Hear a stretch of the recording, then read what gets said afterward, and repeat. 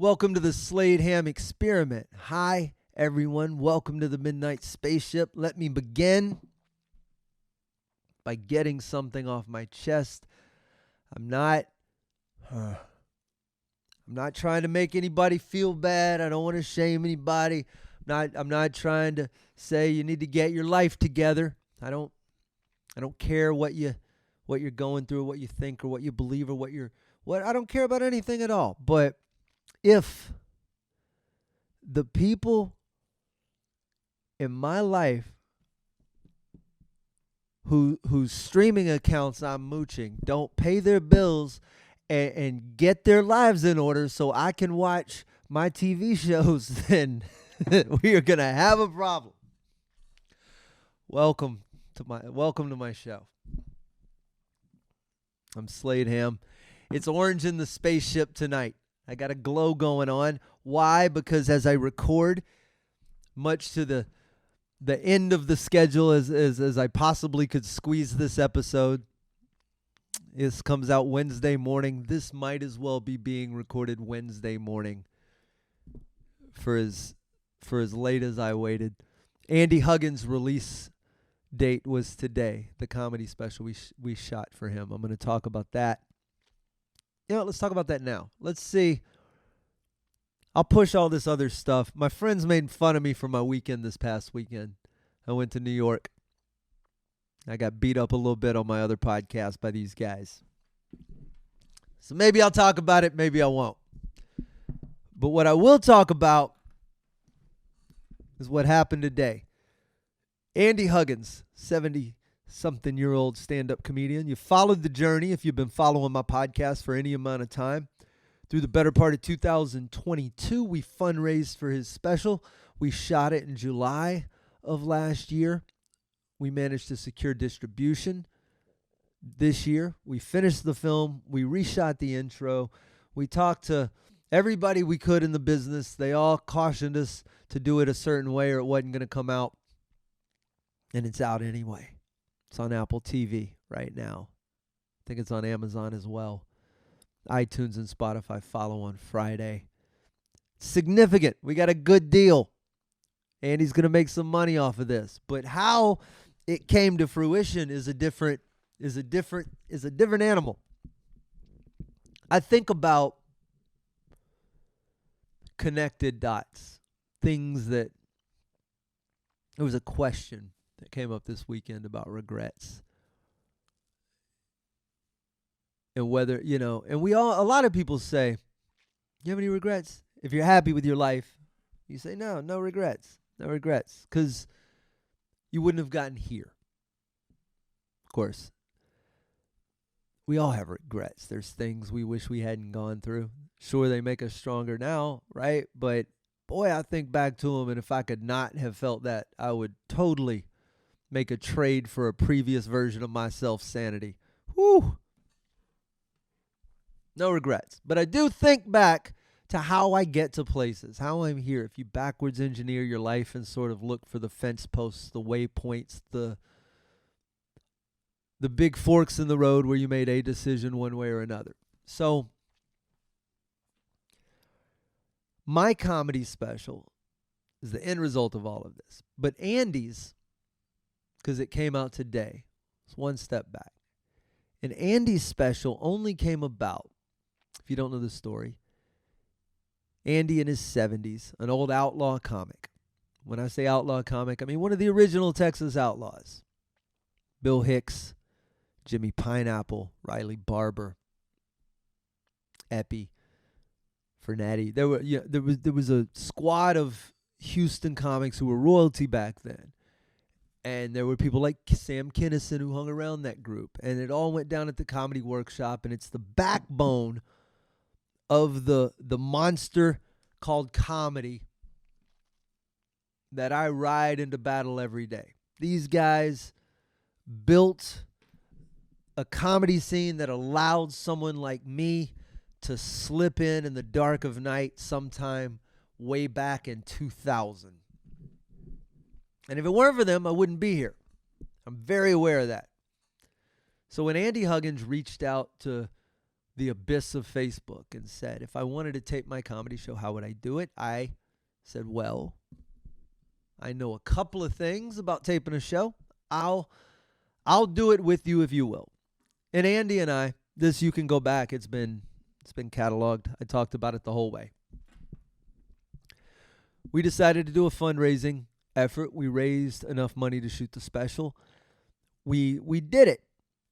Now, the filmmakers we hired to shoot this special were all people that I had met over the previous couple of years. We had done a number of projects together, including a show called Just the Bit. I'm in it. Chingo Bling's in it. Billy D. Washington's in it. Sam Damaris is in it. Dale Cheeseman's in it. It's a great show. It showcases some of the best of Houston filmmaking. It's very, very, very powerfully made and was way over my head. These dudes were doing stuff I couldn't even imagine doing. I knew how to hold a camcorder. They over here with lights and dollies and train tracks and cranes and people, like other people to do parts of the jobs. It was actual filmmaking. So I'm able to sit there and build relationships with these guys.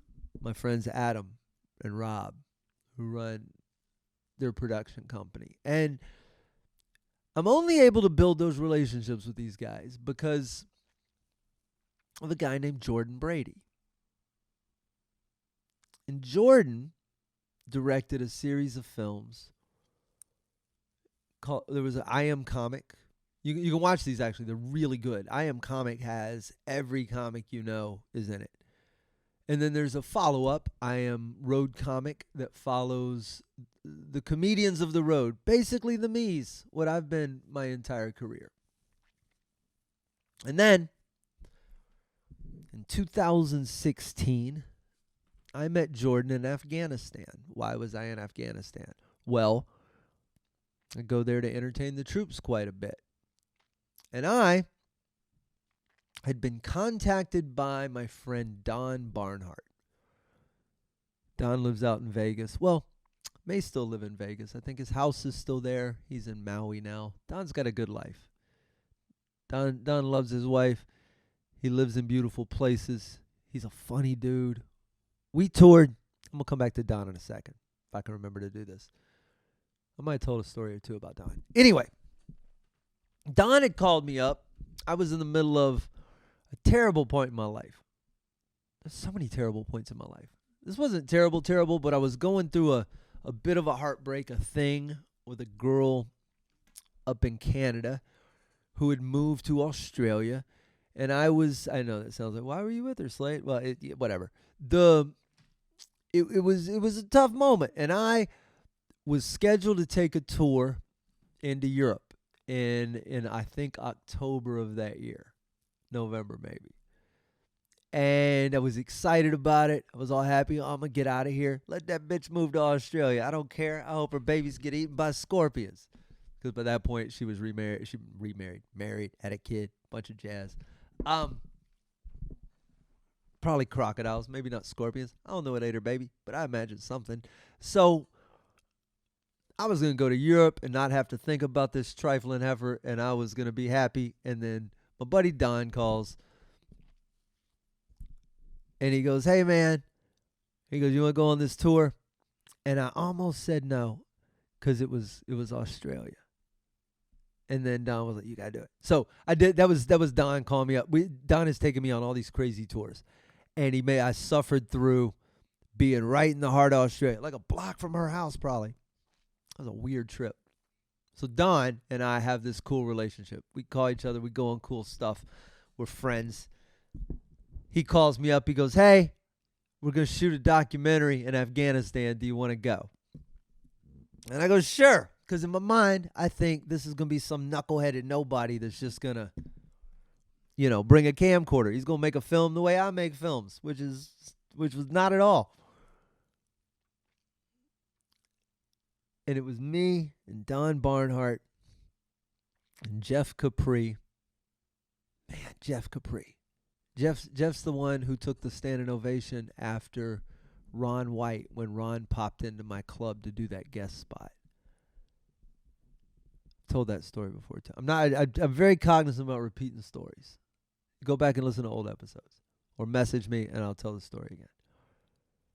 And Bob Kubota. Bob was on the show.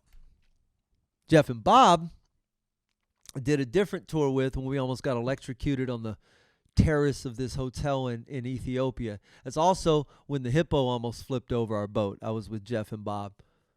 But the rainstorm on that terrace was, I think I told that story. Gee, I have so many stories with all these people. Anyway. It's all of us and Jordan Brady. And Jordan is shooting the third film in his series, I Am Battle Comic, and it's going to center around our group. And we made a beautiful film. You can watch it. It's on, I think it's on Hulu right now. It's wonderful. Alonzo Bowden's in it. Tammy Pescatelli's in it. George Wallace is in it. Dave Attell's in it. It's a good cast.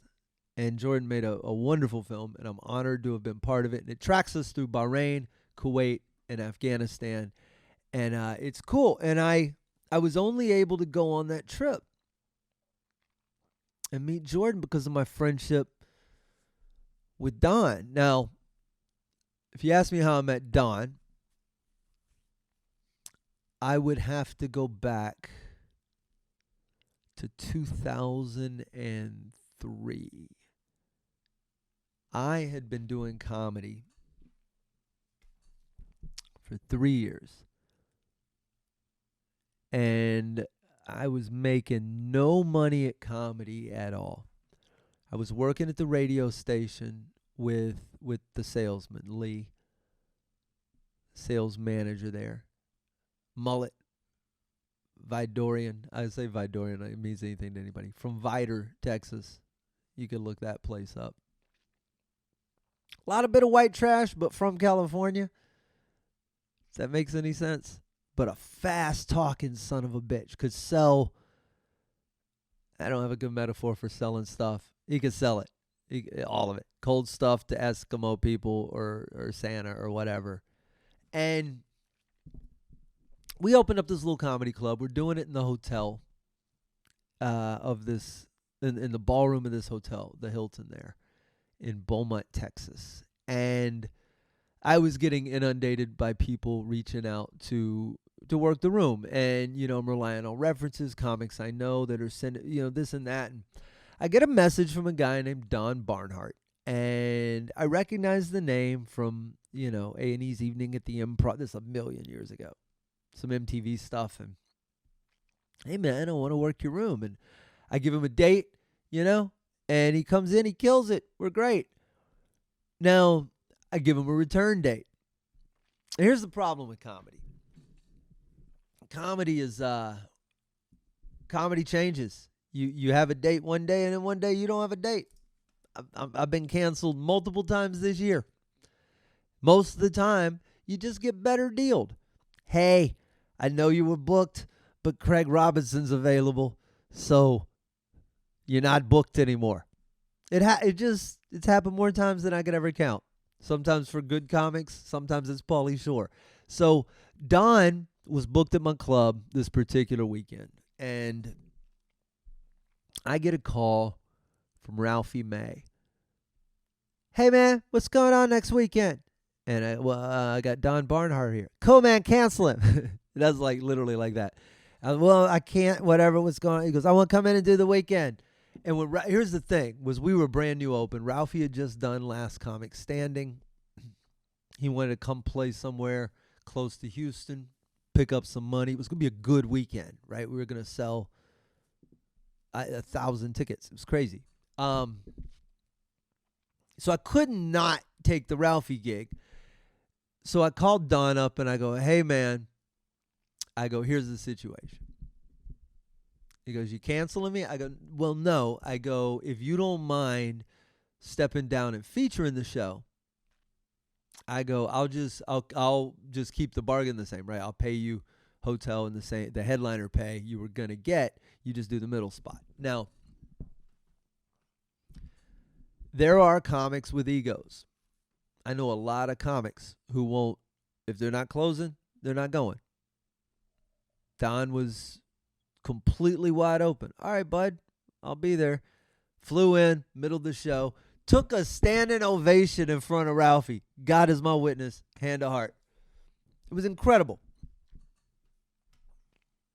But I think back to that night because I could have very easily. In fact, Lee told me I should have.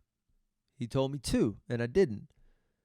That I should just offer up feature pay or reschedule Don and pay him his regular headliner pay. But he was going to have to do the headliner spot, and we didn't need him to come in and do the middle spot. We could just pay somebody else some chump change because we had Ralphie. All of that to save like $1,000 is the point. Not an insignificant sum of money.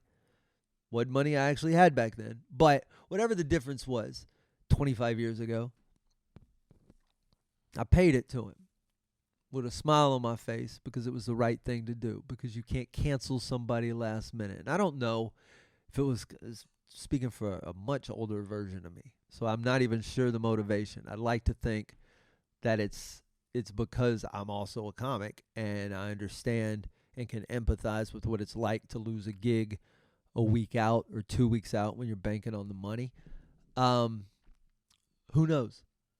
But I made that decision, and Don and I became fast friends, and I worked him many, many times after that. And that may not have been what kept us friends. We might have been friends anyway. I like him. But me meeting Don is what got me overseas a few times, and then what ultimately led me to Afghanistan, where I met Jordan. And Don was selective about the group that went with him. I wouldn't have met Jordan. Ergo, I would not have known Jordan when I got back to the States. And Jordan, when I asked him who he knew in the Houston area, would not have referred me to my friend Adam, who's the filmmaker I now make films with down here. And if I didn't have Adam at my disposal, I wouldn't have had an opportunity to, or even the know-how or the mechanisms or anything else to answer Andy's question when he reached out. And if I hadn't answered Andy's question, that film never would have gotten made. Maybe it would have gotten made by somebody else. Maybe it wouldn't have. I don't know.